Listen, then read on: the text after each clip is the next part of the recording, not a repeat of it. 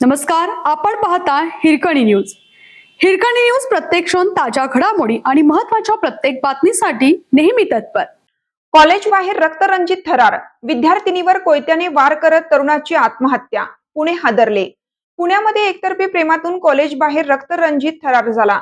तरुणाने विद्यार्थिनीवर कोयत्याने सपासप वार केले. त्यानंतर या तरुणाने गळफास घेत आत्महत्या केली. ही घटना पुणे जिल्ह्यातल्या जुन्नर तालुक्यात घडली. तरुणीने लग्नाला नकार दिल्यामुळे तरुणाने हे भयंकर कृत्य केलं. या घटनेमुळे पुणे हादरलं आहे. या हल्ल्यात गंभीर जखमी झालेल्या तरुणीवर सध्या रुग्णालयात उपचार सुरू आहेत. पोलीस सध्या या प्रकरणाचा तपास करत आहेत. मिळालेल्या माहितीनुसार महेश डामसे असे आरोपी यांनी आत्महत्या केलेल्या तरुणाचे नाव होते. महेशचे एका तरुणीवर प्रेम होतं, मात्र ती लग्नाला होकार देत नव्हती. या रागातून त्यांनी तरुणीवर हल्ला करण्याचा कट रचला.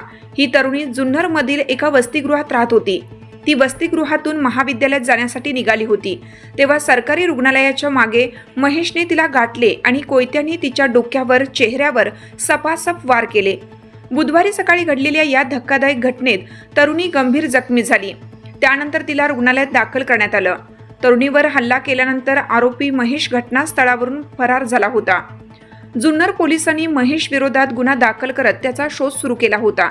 आज सकाळी एका टेकडीवर महेशची गाडी आढळून आली. त्या परिसरात पोलिसांनी महेशचा शोध घेतला असता एका झाडाला गळफास घेतलेल्या अवस्थेत त्याचा मृतदेह आढळून आला. जुन्नर पोलिसांनी महेशचा शोध घेतला असताना सीसीटीव्ही फुटेज तपासले. सीसीटीव्हीमध्ये त्या परिसरात तो एकटाच गेल्याचं दिसून आलं. त्यामुळे ही आत्महत्या असल्याचे दिसून येत आहे.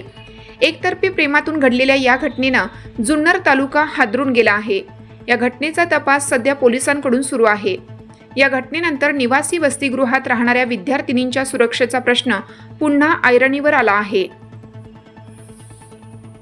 आपल्या हिरकणी न्यूज चॅनलला लाईक करा, शेअर करा आणि सबस्क्राईब करायला विसरू नका.